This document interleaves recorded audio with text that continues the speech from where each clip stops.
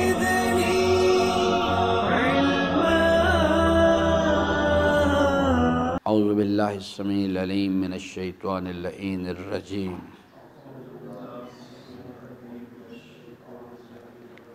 بسم اللہ الرحمن الرحیم.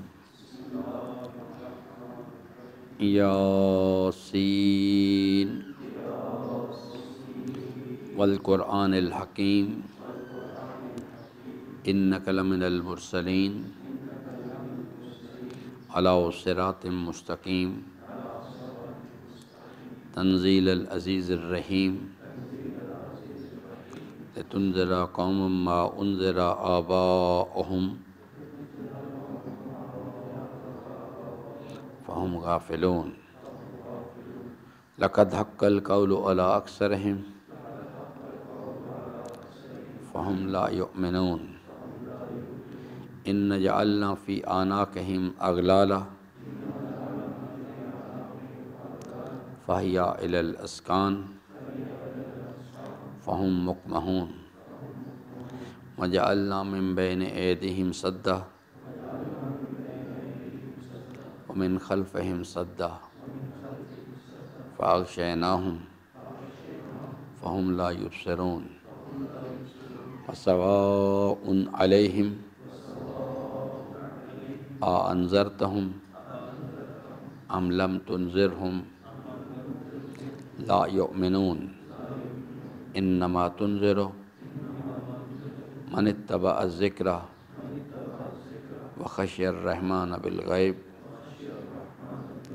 فبشرہ بمغفرۃ واجر کریم ان نحن نحیی الموتى ونکتب ما قدموا وآثارهم وكل شيء أحصيناه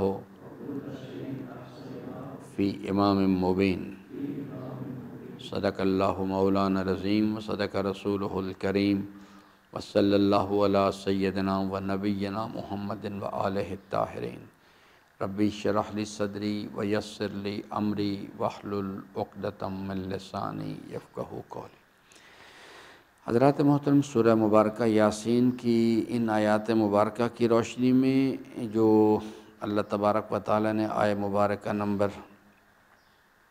6 میں ذکر فرمایا غفلت کی بیماری کے حوالے سے کہ انسان غفلت کی بیماری میں چلا جاتا ہے، اور اس کا سبب یہ بیان کیا گیا کہ اگر انسان جو ہے وہ ریگولرلی انظار کا انٹیک نہیں لے گا تو اس کے نتیجے میں انسان غفلت کی بیماری میں چلا جائے گا.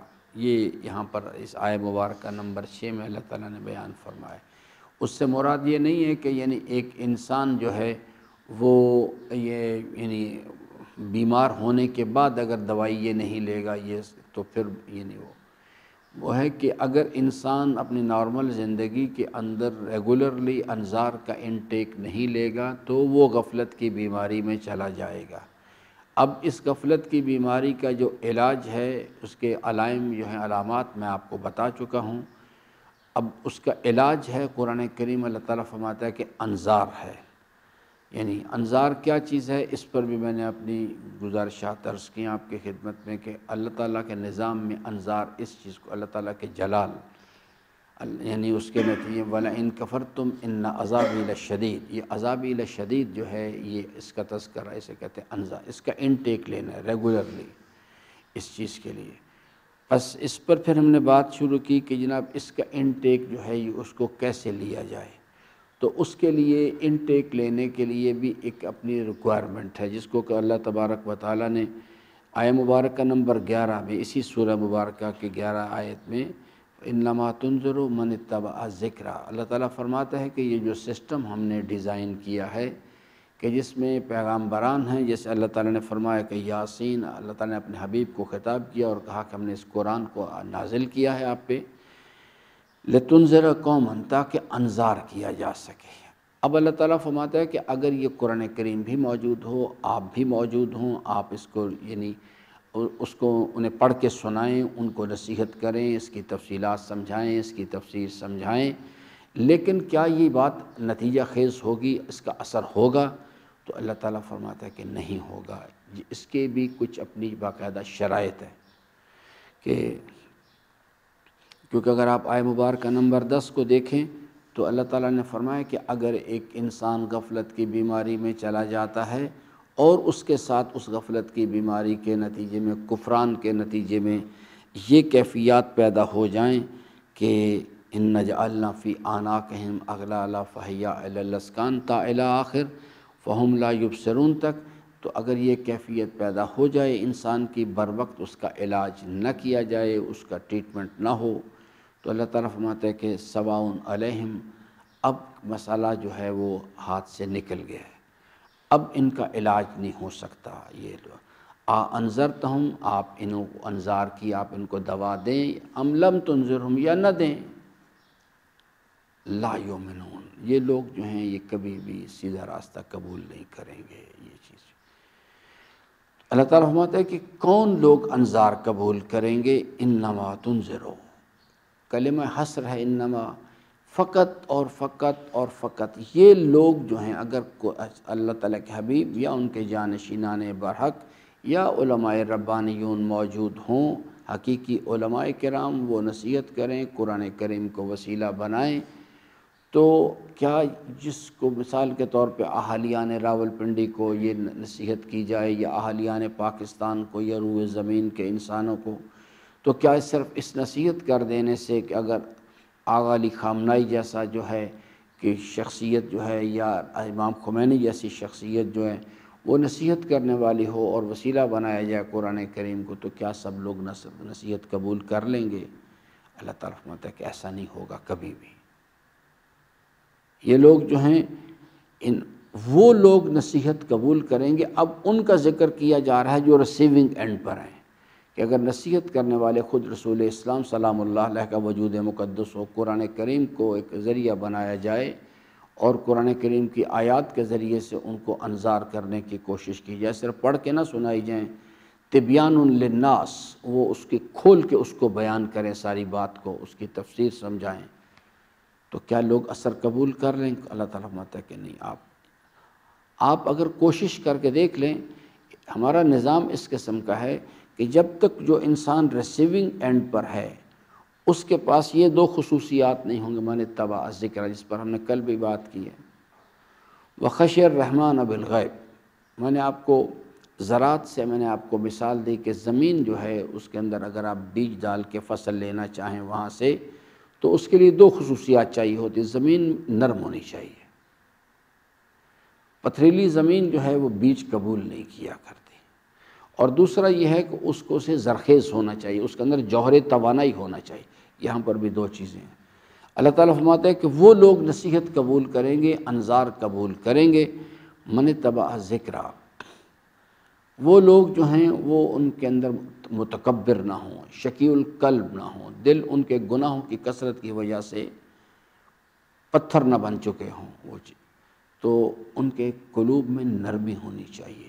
دوسرا، ایک تو متکبر لوگ نصیحت قبول نہیں کرتے، دوسرے وہ لوگ جو لاابالی ہوتے ہیں، جن کا نقطہ نظر یہ ہے کہ بابر با عشق و عشق با عالم دوبار نیست، بس دنیا ہے، موج کرو، میلہ کرو، پھر کس نے دیکھی ہے دنیا. تو وہ اسی دنیا کے مفاد کو اصل سمجھتے ہیں. اللہ تعالیٰ فرماتے ہیں کہ یہ وخشی الرحمن بالغیب، ان کے اندر یعنی وہاں زمین زرخیز ہونی چاہیے، اور یہاں پر کیا ہے، قلب انسان کے اندر اللہ تعالیٰ کے رحمان پروردگار کے جلال جمال کا یقین جو ہے وہ چاہیے. یہ چیز پھر میں نے آپ کو سورہ یاسین سے مثال بھی دی کہ مومن آل یاسین کے پاس کس چیز کا یقین تھا؟ یریدن الرحمن، اگر اس رحمان پروردگار نے ارادہ کر لیا بذرن، اس نے ارادہ کیا کہ وہ مجھے سزا دے گا، تو پھر کوئی چیز مجھے بچا نہیں سکتی. یہ یقین، اس یقین کو کہتے ہیں یہ کہ یہ زمین زرخیز ہونی چاہیے، اس کے اندر وہ جوہر توانائی چاہیے. اب جب اس کو انذار کیا جائے گا تو اس کے نتیجے میں وہ جو اس یقین کے ساتھ جب یہ شناخت جو ہے اب بات اثر کرے گی جا کے. اور اگر یہ چیز نہیں ہے تو آپ بے شک میں قرآن حفظ کر لوں، کوئی شخص قرآن حفظ کر لے، قرآن سر پہ رکھ کے، جیب میں رکھ کے، کچھ کر لے چاہے. یہ دو خصوصیات اگر انسان کے اندر نہیں ہیں تو وہ کبھی بھی نصیحت قبول نہیں کرے گا۔ اگر خصوصیات انسان میں صلاحیت ہو، زمین نرم بھی ہو اور زرخیز بھی ہو، تو ابو ذر غفاری کئی ہزار کلومیٹر سے آئے اور آ کے انہوں نے اسلام قبول کر لیا، اور وہ ابو جہل و ابو لہب وہ گھر کے ساتھ رہتے تھے، انہوں نے قبول نہیں، کیوں نہیں قبول کیا؟ اسی لیے ان کے پاس یہ صلاحیت ہے، زمین نرم نہیں تھی، متکبر لوگ تھے۔ آج کے دور میں بھی بالکل اسی طرح سے، بالکل اسی طرح سے میں ہر روز یہ تماشے دیکھ رہا ہوں اب میں، کہ یہ اس طرح سے یہ نہیں، اس میں یہ اممیٹیریل بات ہے کہ کوئی آدمی کلمہ ظاہری طور پہ لا الہ الا اللہ محمد رسول اللہ پڑھتا ہے یا آگے علی ولی اللہ پڑھتا ہے، یہ خصوصیات اگر نہیں ہیں تو آدمی کچھ نہیں کر سکتا۔ اب جو چیز میں نے آپ کی خدمت میں عرض کی تھی کہ ایک چیز جو ہے قرآن کریم سے انٹیک لینے کے لیے ائمہ نے ایک نظریہ، مطلب قرآن اصطلاح آپ کی خدمت میں عرض کروں، ایک حضرت کا ارشاد گرامی تاکہ ہم اس چیز کو سمجھ سکیں۔ ہمارے معاشرے کے اندر، ویسے ایک جملہ معترضہ کے طور پر عرض کر رہا ہوں، ہمارے معاشرے کے اندر جو یہ والا جیسے پاکستان کی ہم بات کر رہے ہیں، جیسے ہم ڈاؤن کہتے ہیں، آپ لوگ کہہ رہے ہیں، یا ایک عمومی اصطلاح ہے، یہاں تو قرآن کریم کے حوالے سے جو یعنی رابطہ یا قرآن کریم سے کوئی وابستگی وہ بہت ہی کمزور ہے، یعنی بہت ہی کمزور ہے۔ ایک یعنی جو افراد تھوڑے بہت متوجہ بھی ہیں، ان کی اکثریت کو قرآن پڑھنا بھی نہیں آتا۔ جو ہمارے یہاں اس طرف ناردرن ایریا میں، گلگت میں بھی اتنا کوئی یعنی لوگوں کی توجہ اس چیز کی طرف، بلتستان میں کسی حد تک ہے، وہاں بھی جہاں پاکستان میں یہ کسی حد تک لوگ توجہ کرتے ہیں، وہاں بھی جو قرآن کریم سے وابستگی ہے، قرآن کریم خود کہتا ہے میں عمل کی کتاب ہوں۔ قرآن پڑھنا، قرآن کے اپنے مخارج ٹھیک کرنا، قرآن تجوید کو علم حاصل کرنا، یہ سب چیزیں وسیلہ ہے۔ اگر انسان عمل سے، اور وہ بھی عمل بھی وہ کون سا، جس میں للہیت ہونی چاہیے، ایک سٹیپ پہلے بھی اگر رک گئے بس پھنس گیا آدمی۔ وہاں پر بھی جو چیز ہے وہ اس کے ظواہرات کے ساتھ کسی حد تک کچھ یعنی جیسے وہ بھی آہستہ آہستہ اب ختم ہو رہی ہے، اس لیے کہ یعنی جو چیز ہے یعنی جیسے جیسے یہ چیزیں یہ، کیونکہ وہ جو دین کے ساتھ وابستگی ہے وہ ہے آباء و اجداد والی، معرفت والی چیز ہے نہیں ہے۔ اس کا نتیجہ جیسے جیسے یہ دنیا کے امکانات جا رہے ہیں، مجھے وہ بھٹو کی بات یاد آتی ہے، اس نے شیخ غلام محمد مرحوم صاحب کو کہا کہ مولانا صاحب آپ فرما رہے ہیں کہ روڈ بنوا دیجئے، روڈ تو ہم بنوا دیں گے، لیکن اس نے کہا کہ یاد رکھیے گا جب روڈ آئے گی تو اپنے تمام آفات بھی اپنے ساتھ لے کے آئے گی۔ اب تو روڈ کی ضرورت ہی نہیں ہے، اب تو آپ کے پاس وائی فائی موجود ہے، ہر گناہ کی دعوت اس کے اندر رکھی ہوئی ہے۔ اس کے لیے وہ آج کل میں ایک بڑا اچھا آدمی نے کسی نے پوسٹ کی کہ جس گھر کے بچوں کے پاس یعنی وہ موبائل اور وائی فائی موجود ہے، وہاں پہ کسی دیواریں بنانے کی ضرورت نہیں ہے، اس واسطے کہ ہر چیز ان کے پاس، دیوار تو بنائی جاتی ہے کہ شر سے روکا جا سکے، یعنی بیرونی شر کو اندر نہ داخل ہونے دیا جائے۔ بس اسمارٹ فون آپ کے پاس، اولاد کے پاس ہے، سب چیز موجود ہے اس کے پاس، آپ بے شک کتنی اونچی دیواریں کھڑی کر دیں، کچھ بھی نہیں ہونے والا۔ اس واسطے کہ ہر گناہ کی دعوت جو ہے، اگر آپ دیکھیں اس وقت جتنے جو اخلاقی انحراف کے کیس ہو رہے ہیں، 90% اس موبائل کی وجہ سے ہو، اس ایکسیس کی وجہ سے ہو رہے ہیں۔ تو اس لیے ہم اس کو دیکھتے ہیں اللہ تعالیٰ کیا فرماتا ہے کہ ایک چیز میں آپ کو قرآن کریم سے عرض کر دیتا ہوں، سورہ مبارکہ واقعہ جیسا کہ میں نے آپ کی خدمت میں عرض کیا تھا کہ اللہ تبارک و تعالیٰ ارشاد فرماتا ہے اس چیز کے لیے، اس میں ریفرنس میں نے عرض کر دی ہے، اللہ تعالیٰ فرماتا ہے اس آیہ مبارکہ نمبر 75، اس کا شمارہ ہے 56 آیہ اس کا سورہ مبارکہ کا۔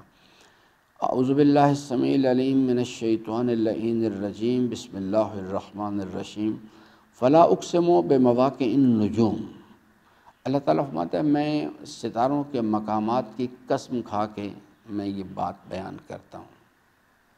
وَإِنَّهُ لَقَسَمٌ لَوْ تَعْلَمُونَ عظیم، اور اگر آپ حقائق سے باخبر ہوں تو آپ کو پتہ ہوگا کہ یہ ایک بہت ہی عظیم الشان قسم ہے ہم نے کھائی ہے۔ فی انہ لقرآن کریم، یہ قرآن کریم ہے، یہ کلام ہے جو بہت ہی اکرام والا ہے۔ فی کتاب مکنون، یہ کتاب مکنون میں ہے۔ لا یمسہ الا المطہرون، اس میں سے دو طرح کی ہدایت آ رہی، ھدی للناس، ھدی للمؤمنین، ھدی للمتقین۔ ہدایت جو ہے دو مراحل پر مشتمل ہے، ایک بشارت اور ایک انذار، دو جہات ہیں۔ فرماتے ہیں کہ اگر قلب مومن کو چیرا جائے تو اللہ کی رحمت سے امید یعنی بشارت، اور اس کے جلال کا خوف یعنی انذار یکساں وزن میں آپ کو ملیں گے۔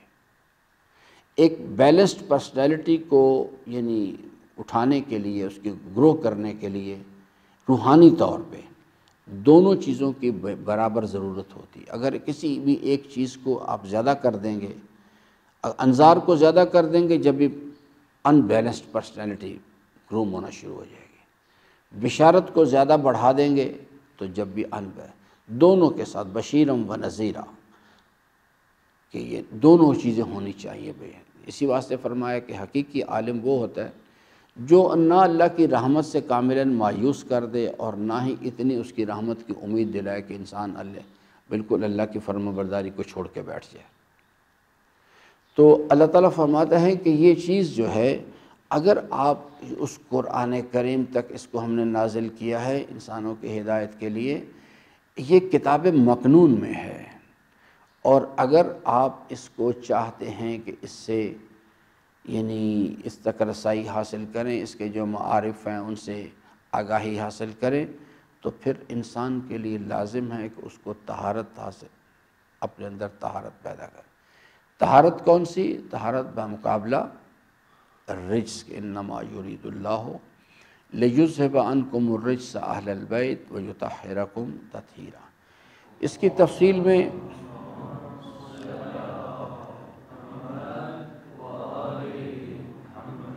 اس کا فی الوقت، چونکہ موضوع دوسرا تفصیل کا وقت نہیں ہے، لیکن میں اجمالاً عرض کر دوں، رجس کیا چیز ہے۔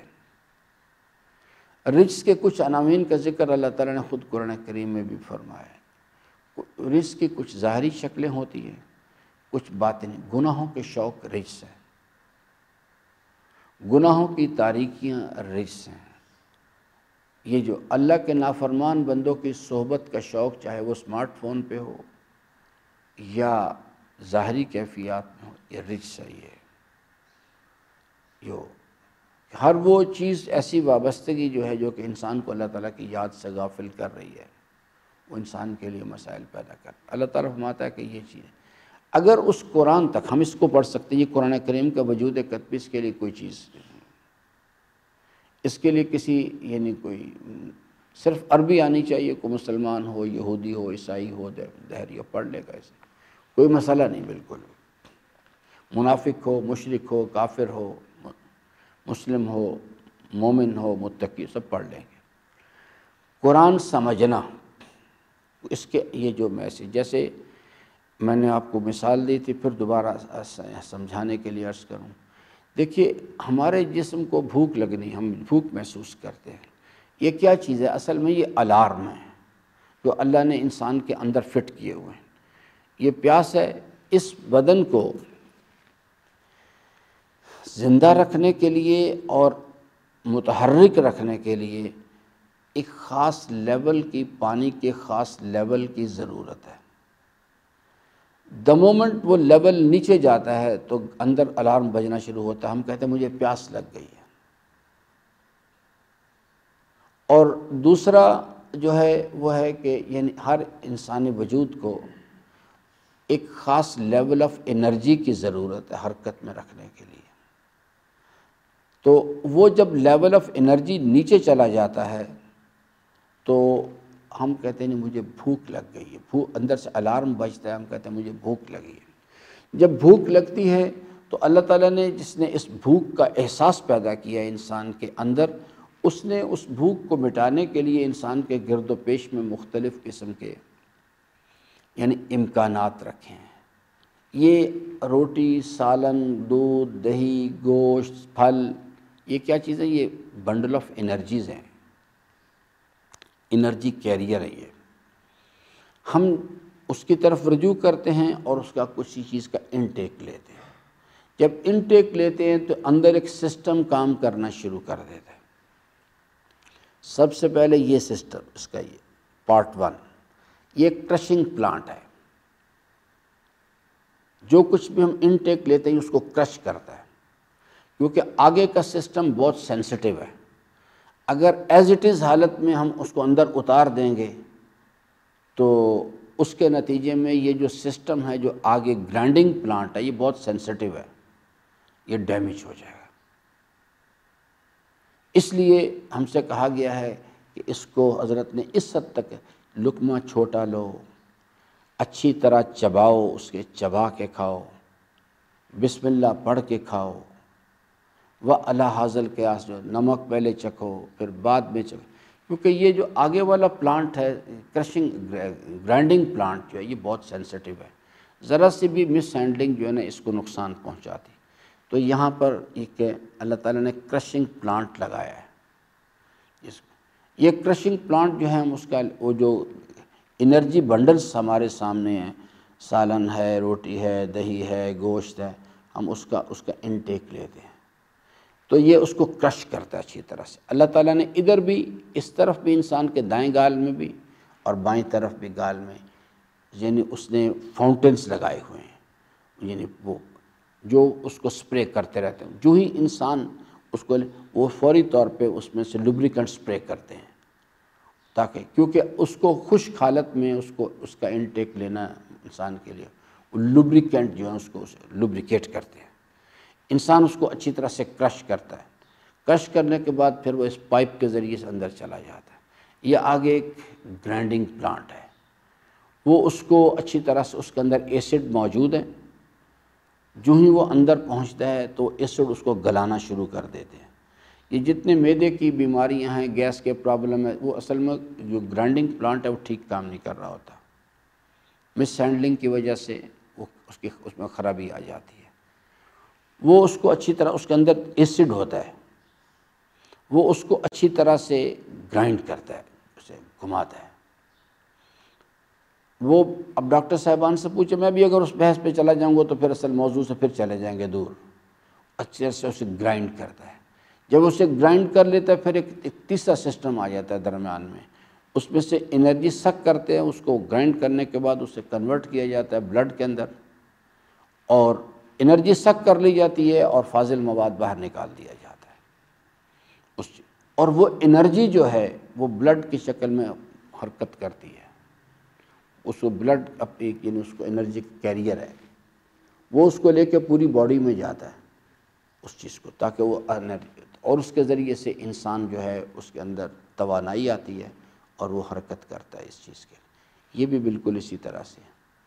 اس کے اندر یہ اصل میں دسترخوان ہے، یہ قرآن کریم میں دسترخوان ہے، اس کے اندر بشارت کے آئٹمز بھی موجود ہیں جس میں، اور انذار کے آئٹم بھی موجود ہیں،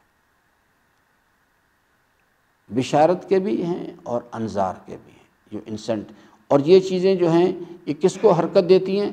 انسان کے جذبات کو حرکت دیتی ہیں۔ وہ جو انسان کا ارادہ ہے، اس کا یقین اس کو ارادے کو حرکت دے گا آگے۔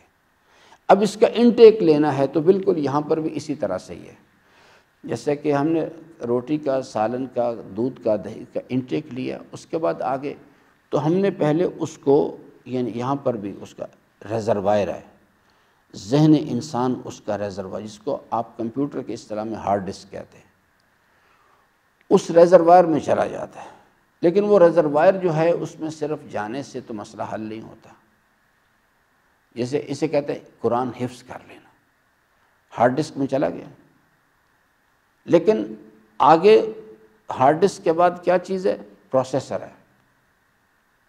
آپ نے دیکھا ہوگا کہ یعنی جو کمپیوٹرز ہیں اس کے اندر کچھ تو اس کا یعنی جو کیپیسٹی ہوتی ہے ان بلٹ ہوتی ہے، کہ جی اتنے جی بی ہے، اس قسم کی کوئی اصطلاحات استعمال کرتے ہیں کہ جناب اس کی جو میموری ہے اس میں اتنی کیپیسٹی ہے، لیکن ساتھ ایڈیشنل ہارڈ ڈسک بھی لگائی جا سکتی ہے۔ یہاں بھی اسی طرح سے کام ہوتے ہیں کہ وہ، لیکن ہارڈ ڈسک میں رکھنے سے کچھ نہیں ہوتا، میموری میں اس کو جب تک پروسیسر میں، اب پروسیسر آ گیا، عقل انسان پروسیسر ہے، ذہن انسان ریزروائر ہے، ہارڈ ڈسک کی طرح کام کرتا ہے، اور جو عقل انسان ہے وہ پروسیسنگ کا کام کرتی ہے اس کو اچھی طرح سے۔ اس کے کام کرنے کے دو طریقہ کار ہیں۔ اب یہاں سے کام شروع ہو جاتا ہے۔ اگر انسان جو وہ اللہ تعالیٰ نے فرمایا نا اپنے کلام میں سورہ مبارکہ ملک میں کہ لو کھنا نسمع او ناقل ما کنا فی اصحاب السعیر، عقل سے کام لینا ہے۔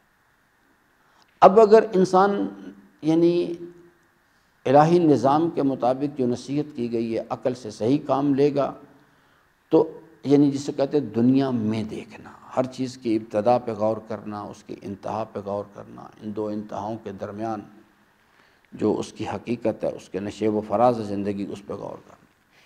اگر انسان اس میں، تو امام فرماتے ہیں کہ اس کے نتیجے میں عقل انسان جو یقین منتقل کرے گی آگے قلب انسان کے اندر، وہ کیا چیز ہے؟ وہ دنیا کی پستی کا، دنیا کے مفاد کے بے حقیقت ہونے کا یقین، آخرت کے مفاد کی حقیقت کا یقین منتقل کرے گی۔ اور اگر انسان فقط دنیا کو دیکھے گا، اس کے ظواہرات کو صرف دیکھے گا، اس میں غور، اندر گہرائی میں اتر کے غور و فکر نہیں کرے، اسے کہتے ہیں یہ جو ہے نا یہ گرائنڈنگ پلانٹ جو ہے، یہ اسے گرائنڈ کرتا ہے تاکہ اس میں سے وہ توانائی کا جوہر نکالا جائے۔ اسی طرح سے اس کے اندر جو مفاہیم اور لطائف ہیں ان کو نکالنے کے لیے اس میں غور و فکر کرنا پڑتا ہے۔ لیکن قرآن کہتا ہے کہ لا یمسہ الا المطہرون۔ اگر دنیا کی محبت کا رجس جو ہے وہ یعنی قلب انسان میں اترا ہوا ہے اور اس نے عقل انسان کو، فرماتے ہیں حرص و طمع کی بجلیاں جو ہیں وہ عقل کو کام کرنے سے روک دیتی ہیں،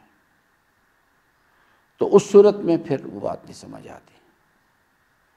اب جو یقین اگر دنیا کی بزرگی کا، دنیا کے مفاد کی اصل حقیقت کہ یہ اصل ہے، وہ یقین منتقل ہوگا تو وہ آ کے ارادے کو ڈرائیو کرے گا، بس پھر انسان کے وہ دنیا حاصل کرنے کے لیے کوشش۔ اور اگر انسان عقل سے صحیح طور پہ کام لے گا اور دنیا میں غور کرے گا، ہر چیز کی ابتدا پہ غور کرے گا، ہر چیز کی انتہا پہ غور کرے گا، تو پھر اس کے نتیجے میں جو عقل انسان جو یقین منتقل کرتی ہے وہ کیا چیز ہے؟ دنیا کی پستی کا، دنیا کا جو مفاد ہے اس کے بے حقیقت ہونے کا یقین منتقل، آخرت کا مفاد اصل ہے اس کا یقین منتقل کرے گی۔ جب یہ ہوگا، جب انسان کو سمجھ آ جائے گا کہ آخرت کا مفاد اصل ہے، تو پھر فطرت کام کرے گی، ان الانسان خلق ہلوعا، پھر وہ اس مفاد کو حاصل کرنے کے لیے۔ دو کردار ہیں کربلا کے، ان الحسین مصباح الہدی، ہدایت۔ ایک ہے عمر ابن سعد، وہ بھی ایک صحابی کا بیٹا ہے۔ ایک ہے حر، وہ ایک طرف اس کے پاس بھی دنیا ہے، اس کے پاس ابھی دنیا نہیں عمر ابن سعد کے پاس، یہ طلبگار ہے، رے شہر کی، اس کے پاس تو یعنی وہ ایک دستے کا کمانڈر ہے، لیکن وہ اس یعنی حر جو ہے اس کے اندر جو یقین آیا آخرت کے، اللہ تعالیٰ کے جلال کا، کہ جہنم، اس یقین نے اس کو دنیا اس سے ترک کروائی اور ظاہری طور پہ دنیا کا آ کے شہید ہو گیا۔ عمر ابن سعد، اس کے پاس ابھی دنیا نہیں، لیکن ایک تصور ہے کہ مجھے رے شہر کی حکومت ملے گی، اور اس کے نتیجے میں دوسری طرف یہ اصل میں بنیادی طور پہ یہ چیز ہے۔ اب یہ چیز جو ہے یہی انسان ہر انسان کی زندگی میں اسی طرح سے کھیل ہو رہا ہے۔ ہر انسان کی زندگی میں یہ ٹرننگ پوائنٹ آتے ہیں حر والے، ہر انسان کی زندگی کے اندر یہ کھیل ہو رہے ہیں عمر ابن سعد والے۔ ہم اس سے برا کہتے ہیں، حالانکہ پتہ نہیں آج 2019 میں مارچ کا مہینہ ہے، کتنے عمر ابن سعد یہاں پھر رہے، کتنے عمر ابن سعد ہیں جو یہاں پھر رہے ہیں۔ تو اس لیے قرآن کریم سے جو چیز حاصل کرنی ہے وہ یعنی اس کے لیے لا یمسہ الا المطہرون۔ حضرت کی جو میں نے عرض کیا تھا کہ میں وہ بھی عرض کر دوں گا، امام علیہ السلام کی خدمت میں کئی مرتبہ میں نے واقعہ سنا ہے، لیکن چونکہ ریلیونٹ ہے پھر دوبارہ عرض کرتا ہوں۔ امام کی خدمت میں ایک آدمی آیا، کہتے ہیں حقیقت اشیاء کا علم بتائیں، یعنی اس کے اندر یہ جو چیز اصل حقیقت ہے کائنات کی کیا ہے جو قرآن کریم بتاتا ہے۔ تو امام نے کہا کہ جاؤ بھی تنگ نہیں کرو مجھے، جاؤ شاباش کام کرو، اللہ کی فرمانبرداری کرنے کی کوشش کرو۔ پھر چلا گیا، پھر آ گیا، پھر چلا گیا، پھر آ گیا، حتیٰ کہ آخری بحث میں اس نے کہا کہ میں نے نہیں جانا یہاں سے، آپ مجھے بے شک دھکے دے کے نکال دے، میں پھر آ جاؤں گا۔ انہوں نے کہا اچھا بیٹھ جاؤ۔ امام نے اس کو ایک جملہ کہا جو اس میں اسی کی تشریح ہے۔ امام نے فرمایا کہ کس بے وقوف نے تمہیں بتایا ہے کہ علم کتابیں پڑھنے سے آیا کرتا ہے؟ فرمایا کہ یہ علم، جس حقیقت اشیاء کا جو علم ہے، جس کی جستجو اور تلاش میں تم پھر رہے ہو، وہ کہیں باہر نہیں ہے۔ کتابیں تو صرف رہنمائی کر سکتی ہیں، حتیٰ کہ خود قرآن رہنمائی کرے گا صرف۔ فرمایا وہ علم جو ہے نا کہیں باہر نہیں، تیرے اندر رکھا ہوا ہے۔ اس علم کو کیسے باہر نکالنا ہے، وہ عملی زندگی میں کیسے آئے؟